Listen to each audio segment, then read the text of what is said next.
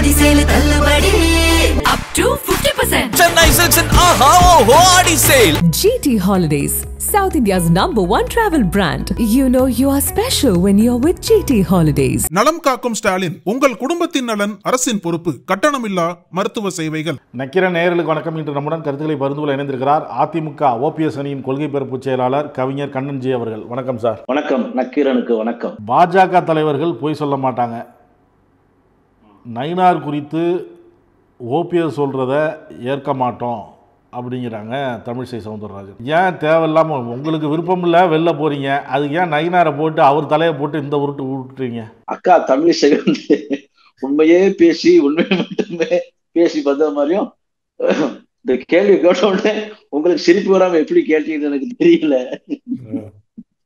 ஊர் உலகத்துக்கே தெரியும் பாஜக பொய்ய தவிர வேற ஒண்ணும் பேசாதுன்னு. அதாவது அதுல நயினார் வந்து ஒரு இடையில வந்தவர் தான். அவர் பேசிக்கு பாஜகவும் கிடையாது. ஒருவேளை RSS காரர்கள் பொய் சொல்ல மாட்டார்கள் அப்படின்னா வேணா நம்ம அதை நம்பலாம். பாஜக பொய் சொல்லல அப்படின்னா எப்ப அது கஷ்டமா இருக்கு. நெஞ்செல்லாம் போய் அடைக்க ஆரம்பிச்சு. முதல் கேள்வியில என்னை ஆஃப் பண்ணிட்டீங்களே. அதாவது நயினார் நாகேந்திரனுடைய வரலாறு 82, 83 தான் ஆரம்பிக்குது. திருநெல்வேலி மாவட்டத்துல இருந்து ஆரம்பிக்கிறாரு. அப்ப ஒரு டிகிரி முடிச்சுட்டு வேலை இல்லாம வேலை தேடி அலைஞ்ச ஒரு இளைஞனுக்கு முன்னாள் MLA தர்மலிங்கம் அவர்களுடைய அரவணைப்புல ஐயா தர்மலிங்கம் தான் முதல்ல நயினார் நாகேந்திரனை கூட்டு போய் அப்ப அன்னைக்கு சபாநாயகர் அந்த ஐயா PH பாண்டியன்ட்ட அறிமுகப்படுத்துறாரு. தம்பி நல்ல பையன், நம்ம கட்சியில வரணும்னாரு, இளைஞர், அந்த திருநெல்வேலியில பாளையங்கோட்டையில இருக்கிற அந்த சாராய கடை உரிமத்தை தம்பிக்கு கொடுத்தா தம்பி பிழைச்சுப்பாரு, நம்ம லோக்கல்ல நம்மளுக்கு கொஞ்சம் பயன்பட்டுக்கும் அப்படின்னு சொன்னதுனால முதல் முறையா ஐயா PH பாண்டியன் ஒரு சாராய கடைக்கு சப்போர்ட் பண்ணியிருந்தாருன்னா அது நயினாருக்காக. தொழில எல்லாரும் அவர் மட்டுமா செய்யறாங்க? அது வந்து தொழில். அதை வந்து ஏன் அதை நீங்க அதை குறிப்பிட்டு அதை சொல்றீங்க? அது எல்லாரும் நிறைய பேர் அந்த மாதிரி எடுத்திருக்காங்கல்ல. இது வரலாறு சொல்லக்கூடாதா? அப்ப இந்த வரலாறை வந்து சொல்லாத அளவுக்கு நீங்க அவ்வளவு மோசமான வரலாறு சொந்தக்காரரா? அதாவது வரலாறை கேளுங்க தயவு செய்து, இந்த நாட்டுக்கும் நாட்டு மக்களுக்கும் போய் சேரட்டும். அப்படி சாராய கடை சாம்ராஜ்யத்துல ஆரம்பித்தார். அப்புறம் தர்மலிங்கம் தான் விதை போட்டார். அதுக்கு தர்மலிங்கம் எதை எதிர்பார்த்து நயினாருக்கு செஞ்சாரோ அவருக்கு கல்தா. அப்புறம் அப்படியே காணான்னு அழைக்கப்படுகிற கருப்புசாமி பாண்டியனிடம் தஞ்சம் புகுந்தார், அடைக்கலம் பெற்றார். அப்புறம் காணாவை காலி பண்ணி காணா வந்து திமுகவுக்கு போன டயத்துல காணாவின் இடத்தை, காணாவுக்கு எப்படி பிஏவா இருந்து வளர்ந்தாரோ, பிஏ கூட இல்ல, அதிகாரப்பூர்வமான பிஏ கூட கிடையாது, ஒரு எடுபடின்னு வச்சுக்கலாம், அப்படி வளர்ந்து காணா இடத்தை சசிகலா குடும்பத்தினுடைய சலுகையால் பெற்று திருநெல்வேலியில 2001 போட்டியிட்டு சட்டமன்ற உறுப்பினராகி அந்த 5 ஆண்டுகள்ல வளமிக்க துறைகளை சசிகலா குடும்பத்தின் தயவால் பெற்று வாழ்ந்தவர் இந்த நயினார் நாகேந்திரன். அதுக்கப்புறம் 2006 திமுக ஆட்சிக்கு வந்தோடனே முழுக்க திமுகவினருடன் நெருங்கி பழகி சாராய கடை பிராந்தி கடையா மாறுது, ஒயின் ஷாப்பா மாறுது, கல் குவாரி, மண் குவாரி, மணல் குவாரின்னு சொல்லி திமுகவின் தயவுல அதிகமான சலுகைகளை நெல்லையில் பெற்றவர் நயினார். இது அம்மாவுக்கு தகவலா போகுது. இத பார்த்த அம்மா வந்து நயினாரை ஓரங்கட்டுறார், ஒதுக்கி வைக்கிறார். 2010 2010 விருதுநகர் மாவட்டம் சாத்தூர் தொகுதியில ஒரு திமுக அரசியத்து கண்டன ஆர்ப்பாட்டம். அந்த ஆர்ப்பாட்டத்தை உதயகுமார் ஏற்பாடு செய்கிறார்.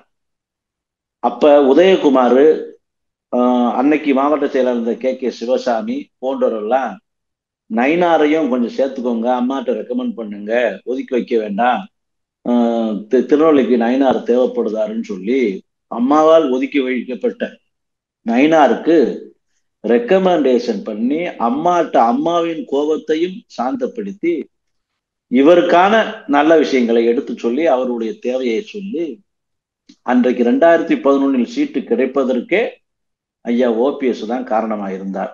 ஆனால் மந்திரி ஆக்கவில்லை. இவருடைய தகுதி, தரம், இவருடைய செயல்பாடை கருதி அம்மா அவர்கள் நேரடியா கூட நயினார்கிட்ட பேசல. அப்படியாப்பட்ட ஒரு நபர் இன்னைக்கு என்ன சொல்றாரு? பாஜகவுக்கு, அதுவும் பிரதமர்கிட்ட என்கிட்ட கேட்டிருந்தா நான் அப்பாயின்மெண்ட் வாங்கி கொடுப்பேன்னு. இவரே 3வது வரிசையில 7வது இடத்துல உட்கார்ந்துருக்கிறார். இவருக்கே பாஜகவுக்கு புதுசு. 2001லயே ஓபிஎஸ் அவர்களை முதல்வராக ஆக்கியவுடன் அம்மா, அதன் பிறகு மீண்டும் அம்மா முதலமைச்சரானவுடனே 2002, 2003 காலகட்டத்துல டெல்லியில நடந்த முதல்வர்கள் மாநாட்டுல அம்மா அறிமுகப்படுத்தினாங்க OPS. He is my one and only loyal person சொல்லி, என்னுடைய ஒரே ஒரு விசுவாசமிக்க தொண்டன் சொல்லி அறிமுகப்படுத்தினாங்க. அதே மாதிரி மோடிய he is my friend, best ஃப்ரெண்டுன்னு சொல்லி ஓபிஎஸ் ஐயாட்ட அறிமுகப்படுத்தினாங்க. இப்படி தொடர்ந்த நட்பு. இந்த நட்பை பாஜக, இன்றைக்கு இருக்க பாஜக தலைவர் திட்டமிட்டு எடப்பாடியுடன் சேர்ந்து கொண்டு ஒரு வீகத்தை வகுத்து ஓபிஎஸ் ஐயாவினுடைய கிரெடிபிலிட்டிய, நம்பகத்தன்மைய, அவருடைய அரசியல் உயரத்தை, அவருக்கு இருக்கிற மக்கள் செல்வாக்க கெடுக்கணுங்கிற ஒரே காரணத்துக்காக அவர் போன் போட்டா போன் எடுக்கிறது இல்லை, மெசேஜ் பண்ணா மெசேஜை பார்க்கறது இல்லை, பார்த்தாலும் கண்டுக்கிறது இல்லை, அவருடைய இருப்பை கேள்விக்குறியாக்கணுங்கிறதுக்காக பழனிசாமியினுடைய பராக்கிரமத்திற்கு அடிமணிஞ்சு இந்த இந்த நயினார் பாஜக தலைவர் ஆனதே எடப்பாடியின் சலுகை தானே. காலி செய்யப்பட்டது காரணமே எடப்பாடி தானே. இப்படி கூட்டு சதியினுடைய கோமகனாங்களா இருந்துகிட்டு அந்த ஆதாரத்தை எடுத்து காட்டினா, செல்போன் ஆதாரத்தெல்லாம் நான் நம்ப மாட்டேன்னா, உங்களுக்கு போன் பண்ணா போன்ல தான் காட்ட முடியும். இதுக்கு போய் நான் டிராயில இருந்து நோட்டீஸா வாங்கிட்டு வர முடியும்? மெசேஜ் பண்ணா மெசேஜை தான் காட்ட முடியும். இதுக்காக நம்ம சிபிசிஐடியும் சிபிஐயும் கூட்டு வச்சா விளக்க முடியும்? அதனால பொய் மூட்டைகள் புழுகி தள்ளுகிறார்கள். அக்கா தமிழிசை நயினாருக்காக வக்காலத்து வாங்க போறேன் என்ற போர்வையில் அவர்கள் தரத்தை குறை இல்ல. ஓபிஎஸ் நடவடிக்கைகள் திமுக நெருக்கமா இருக்கிறாரு அப்படிங்கிறத அறிஞ்சுதான் பாஜக விலக்கி வச்சுது. இவர் வெளியில வரணுங்கிறதுக்காக ஒரு காரணம் ஏதாவது சொல்லணுங்கிறதுக்காக தேடிட்டு இருந்தாரு. ஐயோ, காரணம் ஒன்றா இரண்டா சொல்வதற்கு ஒவ்வொரு நாளும் காரணம் தான். நாட்டு மக்கள் அனைவருமே, அதிமுக தொண்டர்கள் அனைவருமே, எல்லோருமே சொல்லிவிட்டார்கள். ஏங்க இவ்வளவு தூரம் அந்த அது இப்ப சொல்லி இல்ல, நீங்க எப்ப போய் பார்க்க ஆரம்பிச்சீங்களோ அப்பல இருந்தே சொல்லிட்டு இருக்காங்க. அப்பெல்லாம் விலகாதவர் இப்ப விலகுறாரு. அப்போ அன்னைக்குல இருந்தே காரணம் 1000 இருக்கு. இவர் எப்ப வெளியே வருவாருங்கிறது தான் எதிர்பார்ப்பா இருந்துச்சு ஒழிய பாஜக விட்டு வெளியே வர்றதுக்கு காரணமே தேவையில்லை. ஏன்னா ஒட்டுமொத்தமா காரணம் தான், ஒவ்வொரு நாளும் காரணம் தான். அதிமுகங்கிறது ஒரு மாபெரும் மக்கள் இயக்கம். அதான் சார், அது வெளியில வர்றதுக்கு 1000 காரணம் இருக்கு. இத ஒரு காரணமா நயினார் தலையை உருட்டி நம்ம வெளியே வரல. அவரு தானே அப்புறம் போன் போட்டா அவரு எடுக்கல, அவரு கண்டுக்கல. அவர் சொன்னதுக்கு சொன்னாரு. நயினார் என்கிட்ட சொல்லியிருந்தா நான் பிரதமர்கிட்ட ஏற்பாடு பண்ணிருப்பேங்கிற ஏஜென்ட் வேலையை பாக்குறேன்னு சொன்னாரு. நாம சொன்னோம், உங்ககிட்ட ஏற்கனவே ட்ரை பண்ணி பார்த்தும் நீ எடுக்கல.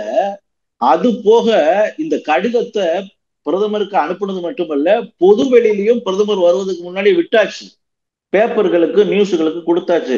அதுக்கப்புறமும் இந்த கடிதம் எனக்கு வரலன்னா உங்களுக்கு கடிதம் எழுதுறாரு உங்களுக்கு வர்றதுக்கு.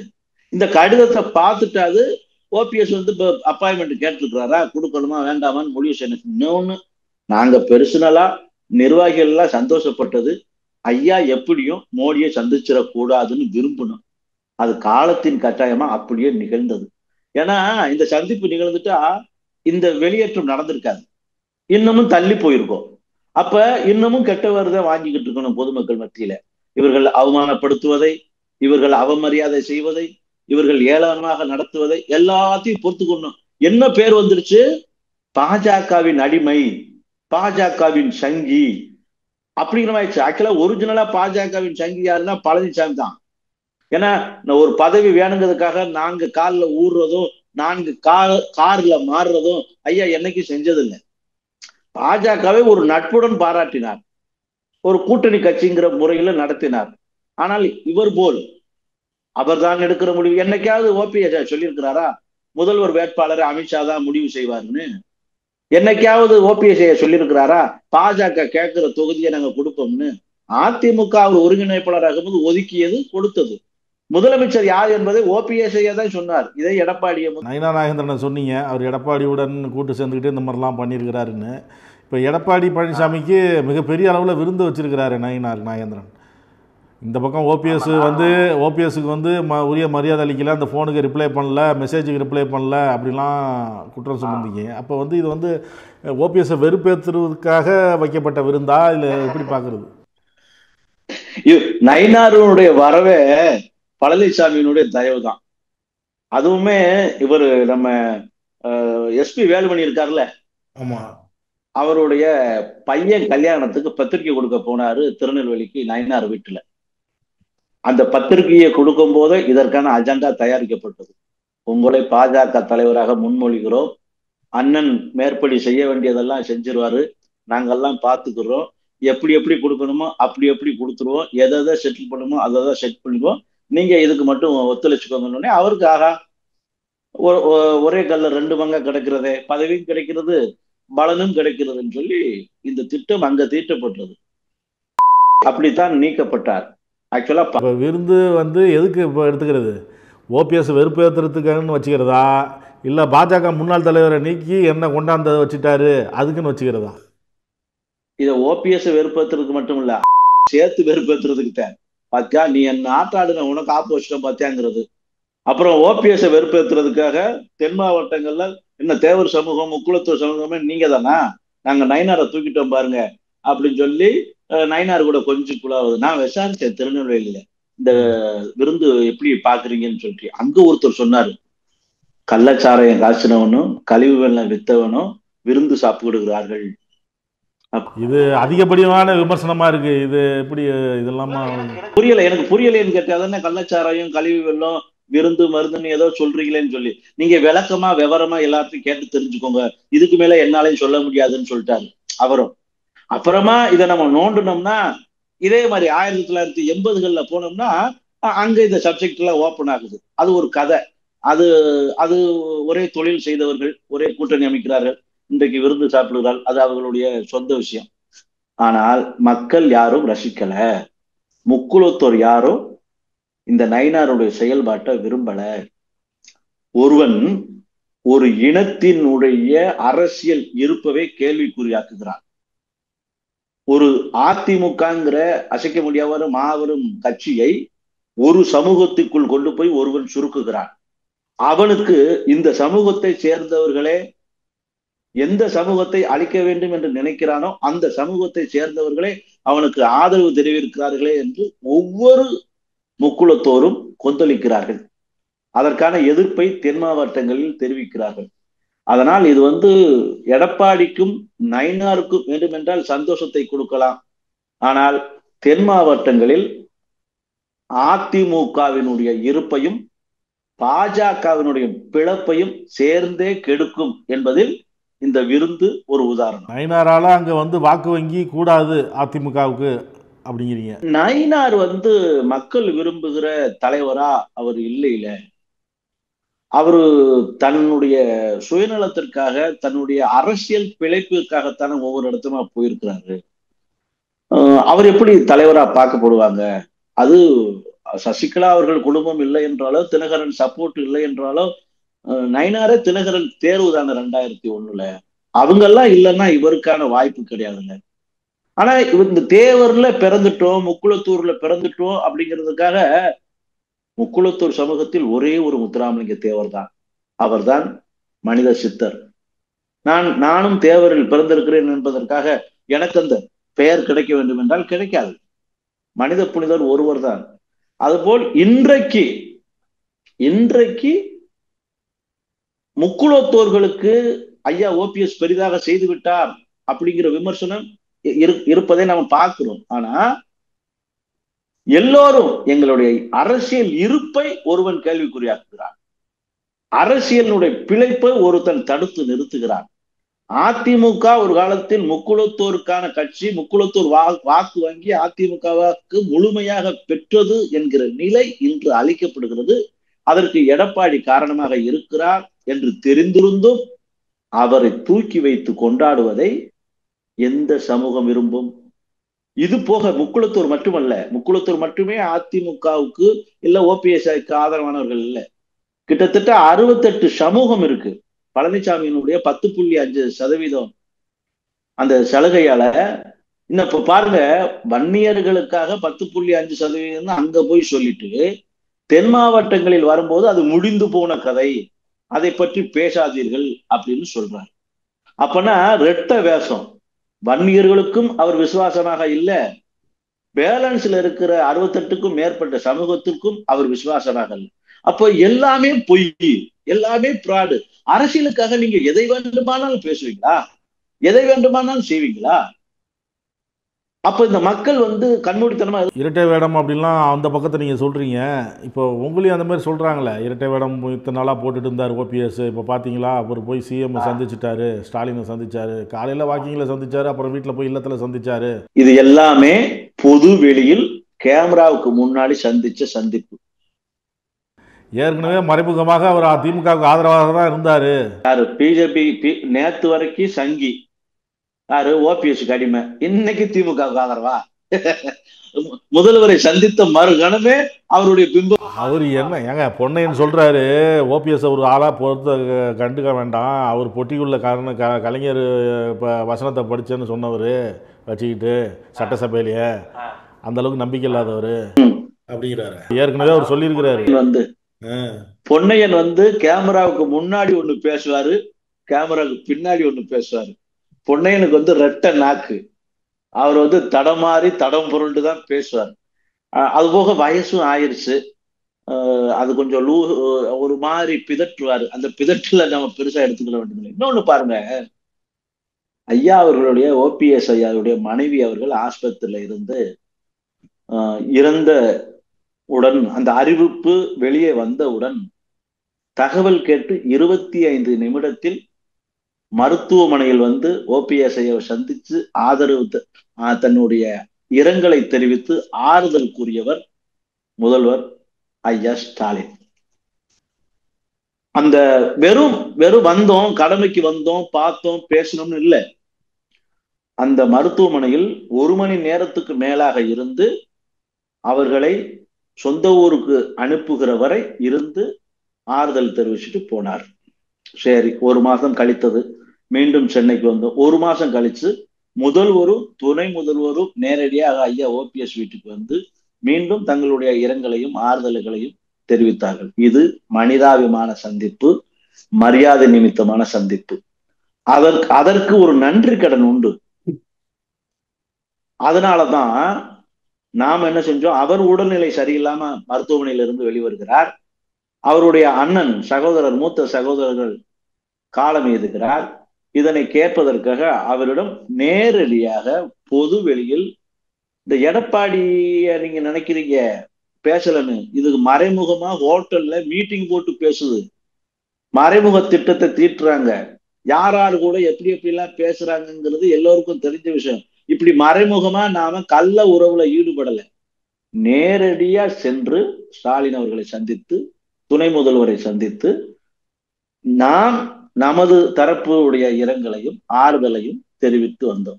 இது மரியாதை நிமித்தமானது, மனிதாபிமானது. இதை கொச்சைப்படுத்துவது, கூட்டணி வைத்துக் கொள்வார் என்று சொல்வது, ஏங்க திமுக சேர்ந்துருவான்னு சொல்லுது. சந்திப்பு நடந்ததுக்கு அப்புறம் செப்டம்பர் 7ஆம் தேதி நடக்க இருந்த மாநாடு நடக்குமா நடக்காதாங்கிற கேள்விக்குறி இருக்கு. உடனே இந்த சந்திப்புக்கு அப்புறம் திடீர்னு இப்போ எடப்பாடி பழனிசாமி எப்படி பிரச்சாரம் மக்களை சந்திக்க புறப்பட்டுருக்கிறாரோ அதே போல் ஓபிஎஸ் புறப்பட போகிறாரு அப்படின்னு செய்தி வெளியாகுது.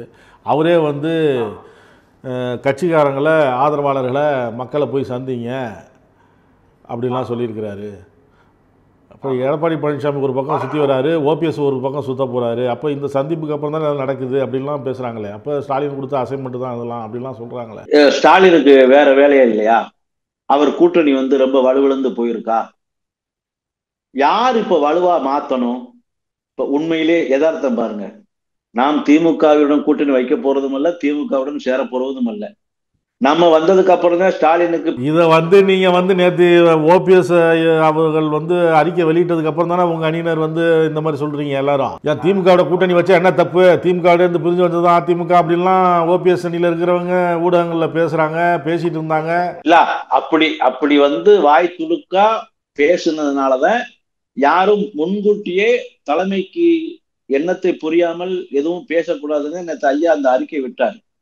இப்ப கூட்டணியை டிசைட் பண்றது அவர், யாரு கூட கூட்டணியில இருக்க வேண்டும் முடிவு பண்ணக்கூடியது அவர். நாமெல்லாம் அவருக்கு ஃபாலோயர்ஸ் தான். அவர் தான் இறுதியான முடிவை உறுதியாக எடுக்கக்கூடியவர். ஆனால் இந்த சந்திப்புங்கிறது மரியாதை நிமித்தமான சந்திப்பு தான். அதை கொச்சைப்படுத்துறாங்க. அதை இப்ப பழனிசாமியை போய் பழனிசாமி வீட்டு துக்கு நிகழ்ச்சிகளுக்கு முதல்வர் போகவே இல்லையா? ஐயா மதுசூதனன் இறந்த போது முதலாக வந்தவரும் முதல்வர் ஸ்டாலின் தான். இப்படி அந்த வெறுப்பு அரசியல் புரட்சி தலைவி அம்மாவுடையும் கலைஞர் கருணாநிதியோடையும் முடிந்தது. இப்ப யாரும் வெறுப்பு அரசியலை பின்பற்றுவதில்லை. இந்த வெறுப்பு அரசியல் தேவையும் இல்லை. இன்னொன்னு, புரட்சி தலைவரால் தீய சக்தி என்று சொல்லப்பட்ட காலம் முடிந்திருக்குல்ல. இப்ப தீய சக்தின்னு யார சொல்லுவீங்க? யார் தீய சக்தி? இப்ப எங்களுக்கு இருக்கிற துரோக சக்தி வேணா பழனிசாமி, எடப்பாடி, அதுதான் துரோக சக்தி. அதிமுக விதியை திருத்தி இருக்கிறது, தொண்டர்கள் உரிமையை பறித்திருக்கிறது, அதிமுகவை அழிவு பாதைக்கு நோக்கி இட்டு சென்றுகிட்டு இருக்குது, மக்கள் விரும்பாத பாஜகவை தூக்கி பிடிக்கிறது. அப்ப நாம தோற்கடிக்கப்பட வேண்டியது பழனிசாமி தரப்பை தானே. அதுதானே பிரதானம். பிஜேபி அது வேஸ்ட், வெட்டி லக்கேஜ். நாங்க விரும்பினது, ஐயா விரும்புறது ஒன்றிணைந்த அதிமுகவை. பிஜேபியை தூக்கி பிடிக்கணும்னு நினைச்சிருந்தா பிஜேபியில போய் இல்ல இது ஒரு நிலையான கருத்தை எடுத்துக்க முடியுமா? இல்ல இப்ப பிஜேபி ஒரு வேஸ்ட் லக்கேஜ், தேவையில்லாம தூக்கி சுமக்கிறோம் அப்படிங்கிறது ஒரு நிலையான கருத்தை எடுத்துக்க முடியுமா? அது கூட்டணியில இருந்தாலும் கூட்டணியில இல்லைனாலும் அதுதான் நிலையான கருத்து, அதுதான் உண்மையான கருத்து. ஏன்னா தமிழ்நாட்டு அரசியலும் வடநாட்டு அரசியலும் வேறு வேறு வேறு வேறு திசையை நோக்கி. இதே போல சொன்னவங்க தான் எடப்பாடி பழனிசாமி கிட்ட இருக்கிற முன்னாள் அமைச்சர்கள்லாம் பிஜேபி வேஸ்ட் லக்கேஜ்லாம் சொன்னவங்க தான் இப்ப திருப்பி மீண்டும் கூட்டணி வச்சிருக்காங்க. இப்பயும் அவங்ககிட்டையும் கேளுங்க, யாராவது உண்மையை சொல்ல முடியுமான்னு. முக்கி முணர்வாங்க, திக்கி திணறுவாங்க, பேச முடியாது. வாய்கிலேயே பேசினார்ல ஜெயக்குமார், இன்னைக்கு ஏதாவது பேச முடியுதா? முனுசாமியால ஏதாவது சொல்ல முடியுதா? சரி, இப்ப வெற்றி பெறணும்னு சொல்றீங்களா? ஓபிஎஸ் அவர்கள் தேர்தலில் வெற்றி பெறணும், எடப்பாடி பழனிசாமி அணியை வீழ்த்தணும் அப்படின்னா என்ன வியூகம்? இப்போ கூட்டணி இப்போ திமுக கூட அப்படின்லாம் பேசிட்டு இருந்தாங்க, அது ஒரு தகவல்லாம் போச்சு. இப்போ நேற்று அவர் ஒரு அறிக்கையை விட்டுட்டாரு, அந்த மாதிரிலாம் எதுவும் யாரும் பேசாதீங்க அப்படிலாம் எதுவும் இல்லைன்னு. அப்போ என்ன தான் விஜய் தான் ஆப்ஷனா இல்லை என்ன ஆப்ஷன்? இப்போ பிஜேபியை விட்டுட்டீங்க. அதிமுகவினுடைய சட்ட போராட்டம், உட்கட்சி விவகாரம் சம்பந்தப்பட்ட வழக்கு இன்னும் நிலுவையில் இருக்கு. இந்த போராட்டம் கிட்டத்தட்ட நம்மளுக்கு இப்போ ஒரு சாதகமான தீர்ப்பு ஒண்ணு வந்திருக்கு. பழனிசாமி பொதுச் செயலாளர் தேர்வு செல்லாது அப்படின்னு சூரியமூர்த்தி கொடுத்த வழக்குல சூரியமூர்த்தியினுடைய மனுவை தள்ளுபடி செய்ய சொல்லி எடப்பாடி ஒரு மனு போட்டிருந்தாரு. எடப்பாடியின் மனு தள்ளுபடி செய்யப்பட்டிருக்கிறது. இந்த வழக்கு விசாரிக்கப்படும். உண்மையிலேயே அதிமுகவினுடைய சட்டத்திட்ட விதிப்படிதான் நீங்கள் தேர்வு செய்யப்பட்டிருக்கிறீர்களா என்று கேள்வி மறுபடியும் எழுந்திருக்கிறது. எந்த விதியின் அடிப்படையில் நீங்க தேர்வு செய்யப்பட்டீங்க அப்படிங்கிற கொஸ்டினும் கேட்கப்பட்டிருக்கிறது. மறுபடியும் இந்த தேர்தல் ஆணையத்துக்கு போகும். எப்ப வேண்டும் என்றாலும் எடப்பாடி இடைக்கால பொதுச் செயலாளர் இல்லை என்கிற ரிசல்ட் எப்ப வேணாலும் வரலாம். அப்ப அதிமுகங்கிற ஸ்டாண்டு எங்களுக்கு இன்னமும் இருந்து கொண்டேதான் இருக்கிறது. இதுதான் ஓடும். கூட்டணி பேச்சுவார்த்தைக்கு இது பெரிய மெச்சூரிட்டி டைம். இன்னும் 8 மாசத்துக்கு மேல டைம் இருக்கு. தேர்தலுக்கு 10 மாசம் இருக்கு. அதனால இப்பயே முடிவு பண்ண வேண்டிய எந்த தேவையும் இல்லை. இப்பொழுது நம்மை நாம் தகவமைத்துக் கொள்ள வேண்டும், நம்மை நாம் வளர்த்து கொள்ள வேண்டும், நம்மளுடைய தரப்பு நியாயத்தை பொதுமக்களிடம் சென்று சேர்க்க வேண்டும். பிஜேபி பழனிசாமி கூட்டணியினுடைய இப்போதைக்கு உங்க அணியை பலப்படுத்தணும், மக்கள்கிட்ட போய் சொல்லணும், மக்கள்கிட்ட ரீச் ஆகணும், அதெல்லாம் ரைட்டு. உங்கள் ஆதரவாளர்கள் உங்கள் தொண்டர்கள்ட்டே ஒரு கேள்வி எழும்ல, என்ன அந்த பக்கம் ஒரு அணி ஃபார்ம் ஆயிடுச்சு, இந்த பக்கம் பிஜேபி அதிமுக எடப்பாடி அணின்னு இருக்கு, நம்மள்கிட்ட யார் வருவா, விஜயா இல்லை அது உண்டா இல்லையா? அது ஜனவரிக்கு அப்புறம் முடிவு செய்ய வேண்டிய விஷயம். இப்ப அது தேவையில்லை. அப்பத்தான் அரசியல் கூட்டணிக்கான சூழ்நிலை உருவாகும். இப்ப கூட்டணிக்கான சூழ்நிலை எந்த தேவையும் இப்ப இல்லை. அது போக நம்ம நோக்கம் ஒரே ஒரு நோக்கம், இந்த தேர்தல் 2026 தேர்தலுங்கிறது எடப்பாடியின் அரசியலை இல்லாமல் செய்வது, எடப்பாடியை எந்த தொகுதியிலும் வெற்றி பெற விடாமல் தடுப்பது, அதுதான் நோக்கம். அதற்கான எந்தெந்த வியூகத்தெல்லாம் வகுக்க முடியுமோ, மக்களிடம் நம் தரப்பு நியாயத்தை எப்படியெல்லாம் கொண்டு போய் சேர்க்க முடியுமோ அதை செய்வோம். அதற்கான பயணம் தான் மக்கள். முன்னாள் அமைச்சர் ஜெயக்குமாரை திமுகவுக்கு போயிடுவார் அப்படின்லாம் பரவலாக பேசப்பட்டு வந்தது. இப்போ இது குறித்து கேள்வி கேட்கும்போது நான் மானஸ்தான், பதவிக்காக யார் வீட்டுக்கு வாசல்லையும் போய் நான் நிற்க மாட்டேன், என் உடம்புல ஓடுறது அதிமுக ரத்தம் அப்படிங்கிற அவருக்கு என்னமோ என்ன சொன்னீங்க, அவருக்கு என்னமோ பேர் சொன்னீங்களே, என்னமோ சொன்னீங்க. அவர் சொன்னாரு நான் மானஸ்தான். மானஸ்தானா இல்லையான்னு சிந்துட்ட கட்டதான் தெரியும். ரோட்டாண்டவா வீட்டாண்டவான்னு சொல்லி கேட்கும் போது அது என்ன மானம் இஷ்ட அப்படிங்கிறதான் தெரியும். ஐயோ பாவம், ராயபுரத்திலேயே செல்லா காசு ஆகி போய் ஒண்ணுமில்லாம போயிட்டாப்ல. இதே நிலை நீடித்தால் ஜெயக்குமாருடைய அரசியல் இருப்பு கேள்விக்குறியாயிரும். அதனால அவர் பேச்சுவார்த்தை நடத்துனதெல்லாம் உண்மைன்னு ஊர் உலகத்துக்கே நல்லா தெரியும். யார்கிட்ட பேச்சுவார்த்தை நடத்தினாரு, எனக்கு தொகுதியை ராயபுரம் தொகுதியை ஒதுக்கி கொடுங்கன்னு எப்படி கேட்டாரு அப்படிங்கிறதெல்லாம் இப்போ எல்லா பேருக்கும் தெரிஞ்ச கதை தான். அது வெளியே வந்ததுனால நான் இல்லைங்கிறாரு. அதனால பாருங்க, ஃபர்ஸ்ட் ஆள் அவர்கள் போவார் திமுக. கருத்துக்களை பகிர்ந்து கொண்டதற்கு நன்றி சார். நன்றி, வணக்கம். நக்கீரன் டிவிக்கு சப்ஸ்கிரைப் செய்யுங்கள். உங்கள் ஆதரவே எங்கள் பலம். ஆசிரியர்களுக்கு நண்பனாகவும் மாணவர்களுக்கு ஆசானாகவும் திகழும் தேர்வு வழிகாட்டி. ஒவ்வொரு பாடத்திற்கும் அனுபவமிக்க ஆசிரியர்களின் துல்லியமான தெளிவான விடைகள். CNC இருக்கு, தேர்வு பயம் எதற்கு? இது தீரன் பப்ளிஷிங் ஹவுஸ் விற்பனை வெளியீடு.